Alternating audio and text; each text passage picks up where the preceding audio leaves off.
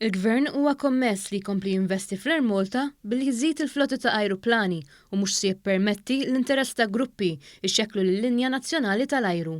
Dan qalu l-Ministru tat-Turiżmu Konrad Mizzi fi tweet hekk kif l-Assoċjazzjoni tal-Bdoti l-Alpa ivvutaw favur l-azzjonijiet industrijali.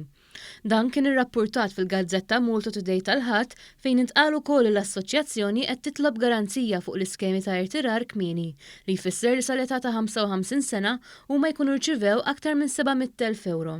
L-assoċjazzjoni qed titlob ukoll li din l-iskema tingħata xorta waħda anke jekk il-linja tal-ajru tfalli.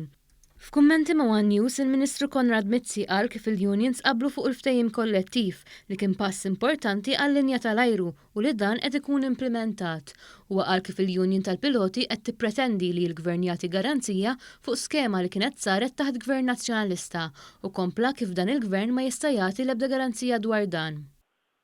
Il-piloti fi żmien il-Gvern Nazzjonalista kienu nnegozjaw li meta jgħalqu 55 sena jistgħu joħorġu b'irtirar kmieni mix-xogħol u jieħdu kważi 700,000 euro, figura straordinarja.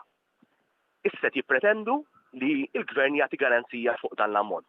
Aħna ma nistgħu nagħtu l-ebda garanzija fuq dan l-ammont. Il-Ministru Mizzi qal li l-unika soluzzjoni ta' xogħol għal piloti huwa li jaħdmu mal-unions sabiex il-futur tal-Air Malta ikompli jikber. Jekk il-piloti jixtiequ garanzija ta' xogħol, soluzzjoni waħda biss li jaħdmu flimkien mat-tim kollu tal-Air Malta, mal-unions kollha biex nassiguraw l-Air Malta jkollha futur sabiħ, inkomplu nikbru u nagħmlu differenza kbira. Huwa sostna kif il-Gvern huwa kommess li jkompli jinvesti fl-Air Malta billi jkabbar il-flotta b'investiment fost oħrajn f'ajruplani ġodda u bi vjaġġi ġodda lejn Varsavja u l-Kajr.